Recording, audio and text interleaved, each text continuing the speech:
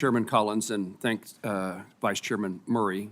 As you indicated, thanks to the staff of Senator Van Hollen on this subcommittee and the majority staff, Brian and Kevin, for their tremendous effort in getting a bill completed in short order, short time. And I appreciate the cooperation that I've had with Senator Van Hollen in getting this bill to the position that it's in, only to him to discover that there was a challenge that he was unaware of, but he continued to be helpful as we put this bill together that makes a lot of sense. As Senator Collins said, Chairman Collins said, this is about the Department of Commerce, the Department of Justice, and then our science portfolio is NASA and the National Science Foundation. I would sum up what we've done here by saying that this bill is a blueprint on how to govern in a constrained fiscal environment by making smart strategic choices, cutting where we can, investing where we must, and always staying focused on trying to deliver value to the American people. Our allocation, we certainly met our allocation where really the decision about how much money we had to spend was determined. And I appreciate the Vice Chairman and the Chairman in providing the allocation for us to work with. The real increase in spending power in this CJS-funded agencies is only $279 million increase, or 0.37%. That's above the FY25 level. I indicated to those who ask on this committee or the press, constituents at home, that what did I envision? And that was that I envisioned that we would have a normal appropriation process and try to create a normal bill under the circumstances of the President's budget request and under the circumstances of the allocations that we have.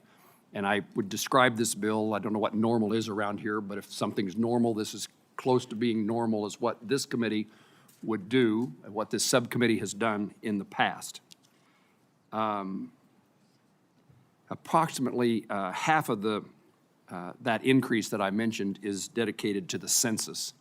The decennial census comes into our bill, comes for appropriations, and so we begin funding the census preparation for the next decennial census, and that began in this piece of legislation. So half of the increase was consumed by something that I don't know that many of us have a lot at stake in, I guess apportionment of the congressional houses, making sure our constituents are enumerated, and yet it is the constitutional responsibility that we're responding to.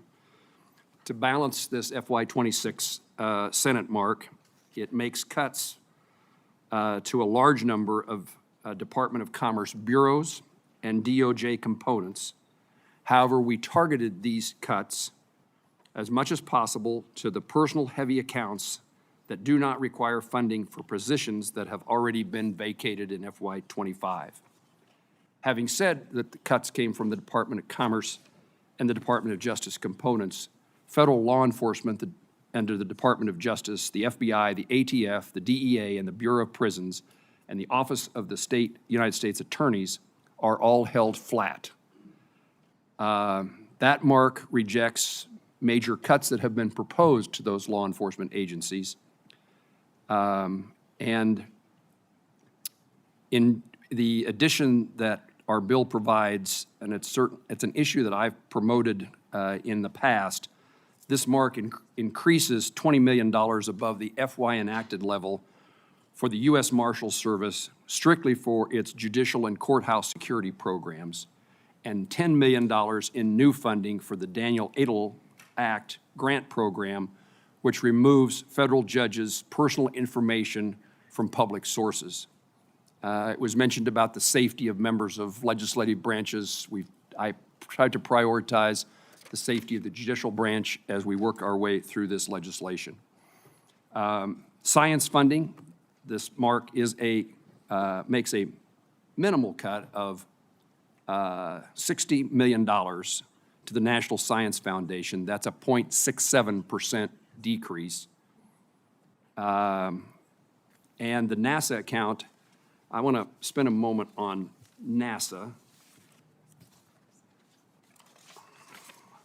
For NASA, the bill reflects an ambitious approach to space exploration, prioritizing the agency's flagship program, Artemis, and rejecting premature terminations of systems like SLS and Orion before commercial replacements are ready. We make critical investments to accelerate our plans to land Americans on the lunar surface before the Chinese, but also in the technologies and capacity to land astronauts on Mars. This bill protects key science missions that are fundamental to furthering our understanding of the Earth and better stewards of our natural resources, and supports critical programs not only to drive discovery, but to safeguard the Earth from natural disasters. And then, particularly with the events of the past, for many of us, NOAA, and particularly the National Weather Service, is a hugely important component of what this bill funds, and this bill recognizes that importance. NOAA is funded in a way that eliminates the ability, I shouldn't say the ability, eliminates the reduction in workforce at our National Weather Service, an issue that I've paid attention to, legislation that I've introduced that makes certain that those employees are considered incapable of being furloughed or removed, but also led an effort to get the National Weather Service to eliminate the pause, the administration to eliminate the pause on hiring. So this this appropriation bill fully funds the National Weather Service for purposes of employing the people who work at the National Weather Service to protect our well-being. And then just generally, and I think maybe other committee reports that we hear today will incorporate these kind of changes. But we are incorporating by reference our report tables, specifying the levels of funding at NOAA, NASA, and NSF to bring them into the text of the legislation, the appropriations bill. And we are addressing the amount of money that can be transferred by an agency, and perhaps something of importance or value to the members of the committee, a requirement that the Secretary of Commerce renews cooperative agreements with individual states as manufacturing extension partnerships as they come up for renewal. And then perhaps last here for my comments, I've discovered that in my time as an elected official of the Senate, it's a new development I have in conclusion more than once in my closing remarks. But in near conclusion, the DOJ's Office of Violence Against Women, the Office of Justice Programs, and the COPS Office now must post, under this legislation, if adopted, post their notices of funding opportunities within 90 days of enactment of this bill, and must make the award decisions before the end of the fiscal year. We've had significant delays in grant-making process so far in FY25. The intention of this provision is to get the agencies to post and then award the grants in a timely fashion. I share the comments of both the chairwoman and vice chairwoman.